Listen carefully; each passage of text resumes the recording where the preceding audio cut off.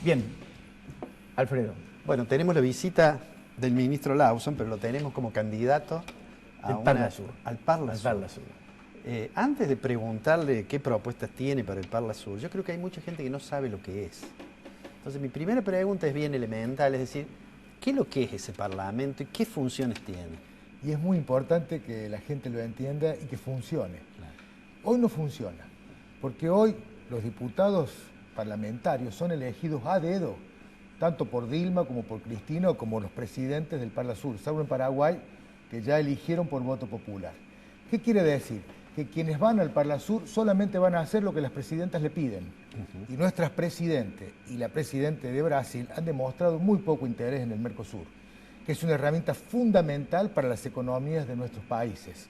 Y no hablo de la macro, porque el obrero que está suspendido hoy en Renault, la pyme que la tiene que abastecer y hasta la panadería que no cobra porque el obrero no le puede pagar, sufren en la micro y no en la macro.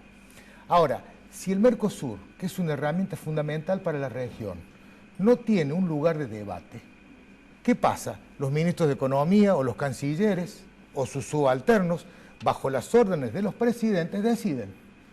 Y el Parla Sur lo que va a agregar es calidad institucional. Esto significa que al haber una elección por voto popular, que es lo que va a hacer Argentina ahora, habrá diputados parlamentarios de Macri, de la Sota, de Margarita Stolbizer, de Massa, y también habrá de los K. Esto quiere decir que va a haber pluralidad y que se va a poder discutir en el Parlamento del Mercosur en bloques que piensen de una forma parecida, los de Argentina con los de Aécio Neves de Brasil, o los de Alquim, el gobernador de San Pablo, o con los de Uruguay.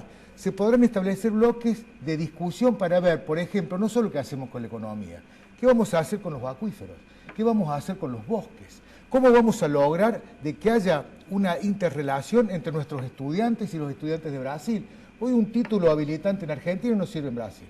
Un gerente de una empresa de Argentina que a la vez está en Brasil, pongo Brasil y Argentina porque son los dos países más importantes de la región, no tienen movilidad de capital humano, es decir, que este gerente no puede ser gerente aquí. Y un producto validado en Argentina, en la región centro, no está validado en Brasil. O sea, el Parlamento, la responsabilidad máxima que va a tener que tener es de entablar discusiones parlamentarias para legislar hacia todos los países cosas que hagan mayor integración. ¿Puede hacer leyes ese Parlamento? Esto es muy importante aclararlo, porque todos dicen, no, hasta el 2020 además todo el mundo dice, ¿para qué los vamos a elegir si no van a trabajar? No van a laburar hasta el 2020. No es verdad. Asumen el 14 de diciembre. En el 2020 lo que va a pasar es que el Parlamento va a poder legislar para todos los países. Quiere decir, cuando el Parlamento dicte una ley, la tienen que acatar sí o sí los países miembros. Hoy, si el Parlamento quiere legislar, ¿qué debe hacer? Convocar a la Asamblea, trabajar una ley y pedirle a cada país que la dicte internamente. Así fue que se hizo para elegir los diputados parlamentarios. Argentina sancionó una ley el año pasado para elegir los diputados este año. Paraguay la hizo el año pasado, Uruguay la va a hacer el año que viene y Brasil la va a hacer en el 2018. Quiere decir que cada uno legisló en un momento, no lo hizo el Parla Sur. El Tratado de Asunción, Alfredo decía, en el artículo 24, que había que crear este Parlamento y creó un protocolo. Primero una comisión parlamentaria, luego se eligió la sede y ahora viene la última etapa, que es la de conformar la representatividad por voto popular. Esto significa darle calidad institucional al Mercosur. Miren, los europeos que tienen el mercado común y tienen el Parlamento Europeo han tenido guerras entre esos países y han sabido sentarse en un momento y ponerse a dialogar y construir el mercado común y un Parlamento Europeo. Nosotros no hemos tenido guerra, solamente hemos tenido hipótesis. Y sin embargo no hemos logrado todavía sentarnos a dialogar y a construir un espacio común de diálogo que nos permita crecer hacia el futuro. Ahora, y sobre todo, Ricardo, una sola cosita más. Con el TPP que se ha lanzado ahora, el Trans-Pacific Partnership, ellos se van a quedar con el 40% de la economía del mundo en una zona de libre comercio. y nosotros en Mercosur es solo el 5%. Si en este 5 no nos unimos, imagínense lo que va a ser competir contra ese 40%. Ahora, Jorge, hay un dato significativo. Convengamos que hasta ahora el Mercosur se ha mantenido con una inequidad total y absoluta y con unas distorsiones realmente fabulosas de acuerdo a los intereses de cada país. Por ejemplo, hoy tenemos un Brasil que, devaluando casi el 70 y pico % de la moneda, perjudica a la República Argentina, su principal socio dentro del Mercosur. Es decir, ¿cómo juegan esos intereses? Y eso es, Ricardo, porque no hay ni incentivos ni penalidades para quienes no cumplen los protocolos que ha generado el Mercosur. Entonces, ¿qué pasa? La primera crisis, cada país dice, ¿cómo me salvo yo? ¿Y cómo hago para negociar por mi cuenta algún acuerdo o creo alguna barrera arancelaria para sacarle ventaja a mi socio del Mercosur?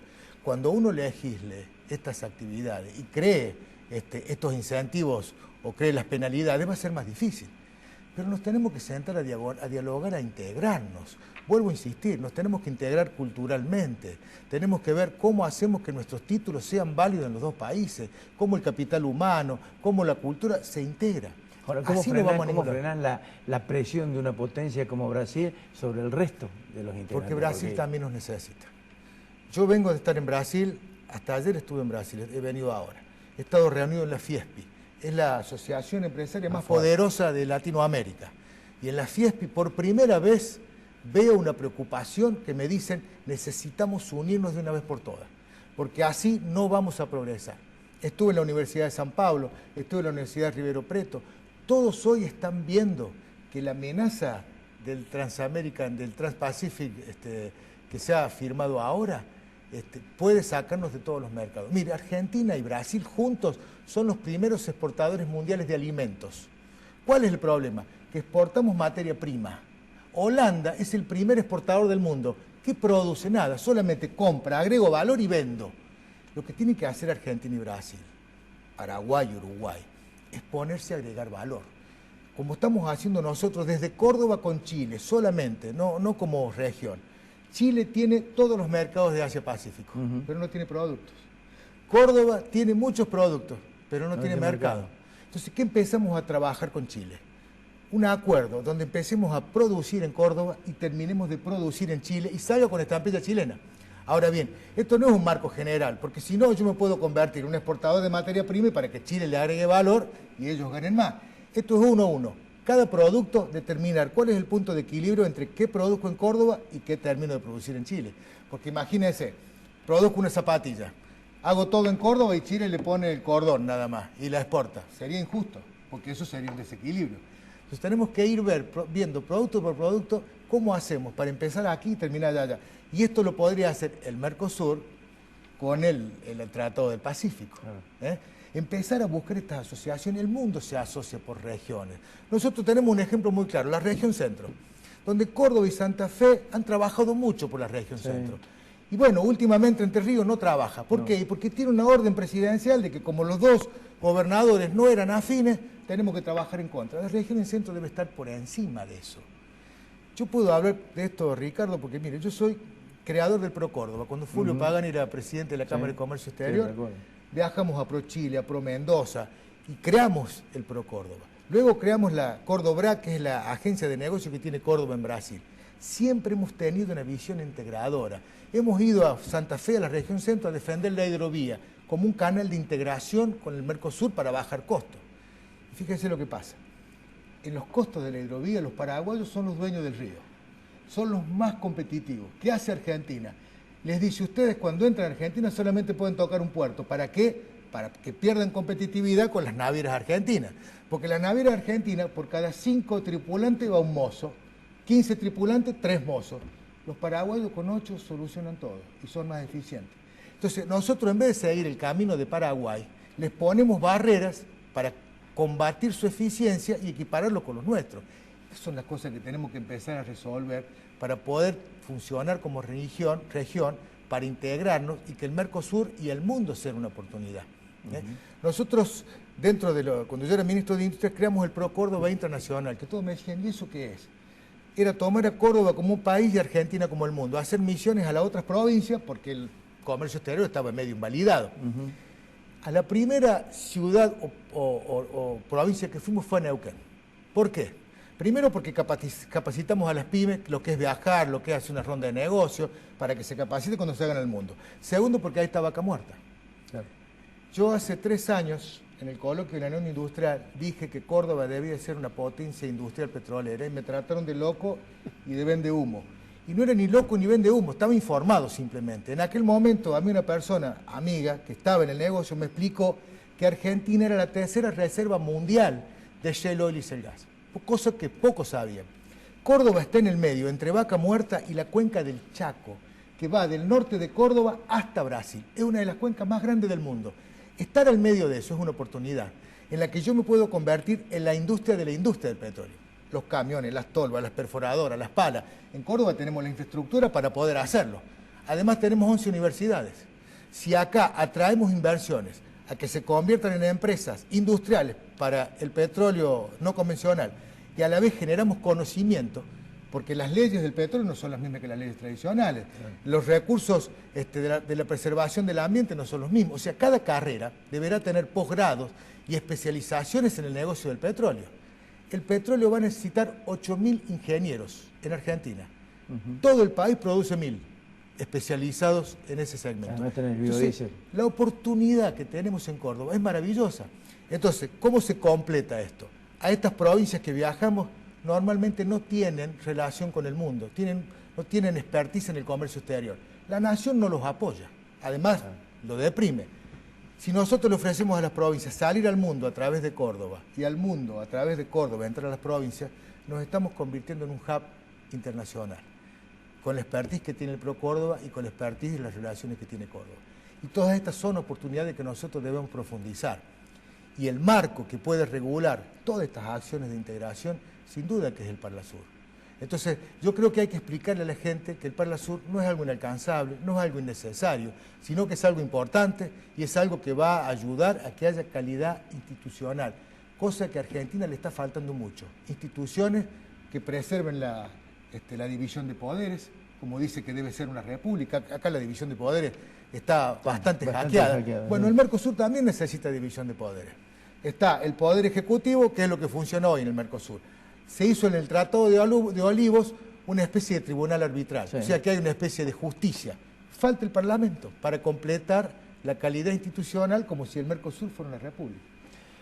Jorge, muchísimas gracias. No, gracias a ustedes, porque es bueno poder explicar que la gente sepa de qué se trata, porque está bastante bastardeado el tema. No te hemos dejado hablar. No, le agradezco mucho. Es que no nos ha dejado ni preguntar. Gracias, Jorge. Muy amable. Muchas gracias. Cuando regresemos, Mario Riorda.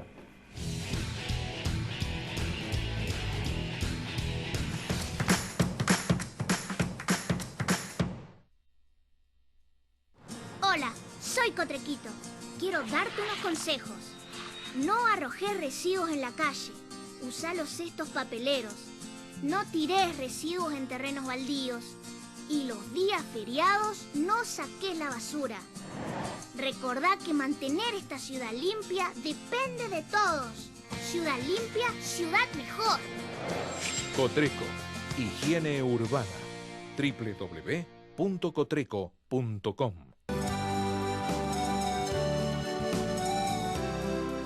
Muchos cordobeses tenemos la sensación de vivir con lo justo, que para más no alcanza.